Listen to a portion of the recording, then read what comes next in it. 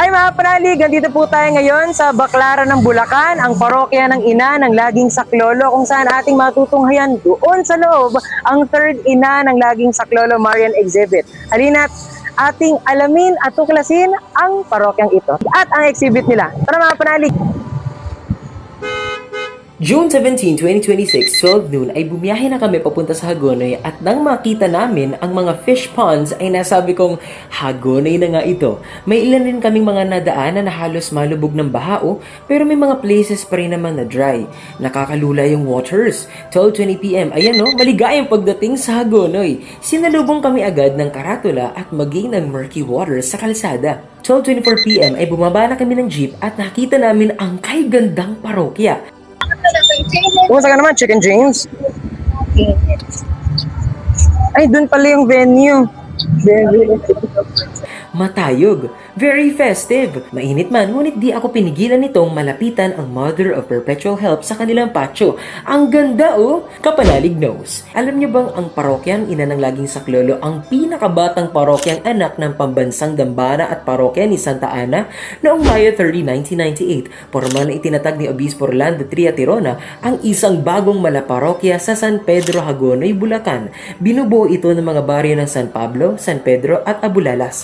Mula sa Hagonoy, pati ang San Isidro II, kasama ang mga sityo ng Bubog, Bagong Ilog at Bangongon mula sa Paumbong. Itinalaga si Reverendo Padre Paul Samuel Sunga bilang paring tagapamahala. Sa kanyang mungkahi, pinili si Maria, ina ng Laging Saklolo, bilang patrona ng simbahan kung kaya't binigkas ng obispo ang tanyag na linyang ito ang magiging baklaran ng Bulacan. Kinalakhan ko na yung kapag mapupunta sa simbahan for the very first time, kakatok sa pintuan nito. At gayon rin ang ginawa namin ni Chicken James. First time namin mapunta and I can't wait to show you ang ganda ng parokyang ito. Lakad-lakad papunta paroon. Sinalubong tayong mga tarp, singkaban at mga kapanalig. Ito ang third ina ng Laging Saklolo Marian exhibit. And glad nakapunta na kami kasi last day na pala. Nakita namin ang napakagandang Mother of Perpetual Help painting here sa may retablo menor. At gayon rin ang mga naggagandahang mga imaheng bumungad And chika-chika minute with Ate Katrina. I'm so amazed with the mosaic. So many pieces of colored tiles to make up this enormous portrait of the Mother of Perpetual Help. Mamaya, tingnan natin yan. Pasok muna tayo dito sa exhibit. Fiesta feels at its finest. Dun sa mga banderitas and super ganda na mga images. Nakakalula. Pagkarami-rami. Amazed talaga ako dito sa Vistir version ni Nana Socorro. Bakit Socorro? Perpetual Help in Spanish is Perpetuo Socorro. Kaya Nana Socorro muna ang itatawag sa kanya dito sa vlog na ito. Itong Vistir image ni Nana Socorro amazes me always. I mean, just look at her. Parang lumabas siya sa painting Nag-explore si Chicken James. He is having so much fun looking around and observing the details of the many images. What a mother. And ang ganda rin ng image na ito kung saan nagbre-breastfeed si Mama Mary para kay baby Jesus. And what a beauty rin itong Buena Familia. Ang daming makikita sa exhibit na ito. Sagrada Familia, Buena Familia. Pagka-cute ng mga La Niña Maria ang tigib ng hapis ng mga Mater Dolorosa. Amazed also with this Mama Mary na not the usual kulot ang buhok. I mean, parang totoong buhok ng taong ginamit sa kanya. Pero it suits her fine. Ang ganda! Scenes like the Annunciation. Amazed muli si Chicken James Na-amaze rin ako dahil sa feet ng Dolorosa na ito. Ang galing hindi po naka-fix yung feet niya sa kasi karaniwan po, di ba, parang naka-fix po sa base yung paa, pero yung sa kanya ang galing. Ayon kay kapanalig Ate Katrina, more likely nasa 60 to 70 ang mga images na naririto sa exhibit. Ang dami pero tulad nga ng sinabi ko, ang feel ko parang more than 100 ang naramdaman kong naroon sa exhibit. Ang ganda ng Virgen Antipolo, parang tunay na replica talaga dun sa original. Wow! Ang ganda ng Virgen na ito, naka-Filipiniana, all white, what a beauty. Another Filipiniana ang Virgen ng Antipolo. Ang ganda! Very Filipina beauty. Si kapanalig classmate kasama rin natin. Mga kapanalig, kasama natin si kapanalig Francis Robles dito sa Perpetual Help. Yung mga kapanalig.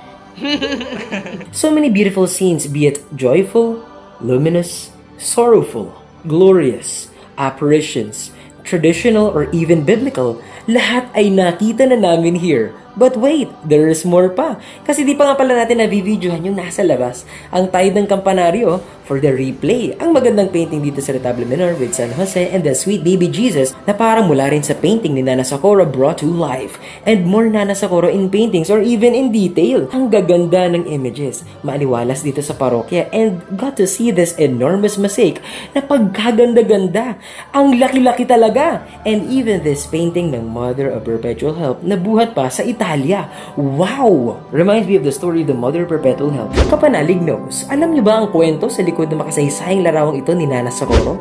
Isang araw, habang kalaro ng batang Jesus ang mga anghel, bigla niyang nakita ang pangitain ng kanyang magiging pasakit at kamatayan. Ipinakita ni na Arkanghel Miguel at Gabriel ang krus, ang mga pako at ang sibat. Dahil sa matinding takot ng batang si Jesus, patakbong lumapit si Jesus kay Mama Mary upang magtago at magpasaklolong mayakap siya. Dahil sa labis sa pagmamadali niya, natanggal at nalaglag pa ang isang tali ng kanyang tsinelas na makikita nating nakalawid sa painting.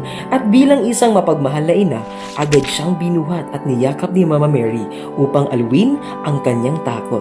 Kaya tinawag siyang ina ng laging saklolo dahil kung paanong sinaklolohan niya ang batang Jesus sa kanyang takot, handa rin niyang saklolohan ang bawat isa sa atin sa oras ng ating mga pagsubok. At ayon pa sa kasaysayan at tradisyon ng simbahan, ang napakagandang imahen ito ay orihinal na ipinenta mismo ni San Lucas na isa sa mga ebanghelista. Kaya naman bawat detalye nito ay hitik sa kwento at pananampalataya.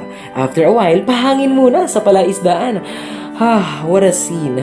Besides sa exhibit na para sa akin ay lagi nagre-refresh ng aking mind at nagpapakalma ng aking ligalig na puso, maging ang tanawin brought tranquility and serenity in me through God's creation and gift of nature. And ganun-ganun lang, uwian na.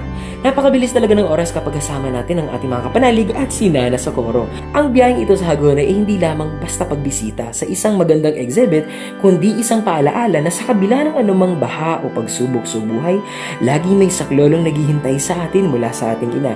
Napakapayapa sa puso na makita ang parokya ng ina ng laging saklolo at masaya ako na ma-share namin ito sa inyo ni Chicken James dito sa ating munting kwentuhan at pasyal natin ito. Amen po ba? Amen! Mga kapanalig, dito na naman po nagtatapos ang isa na namang Matventures, tampok ang third ina ng laging saklolo Marian exhibit dito sa Baclaran ng Bulacan, parokya ng ina ng laging saklolo Hagonoy, Bulacan. Masintahing ina, ipanalangin mo kami. Amen po ba mga kapanalig? Amen. Kita sa mga kapanalig, God bless us always.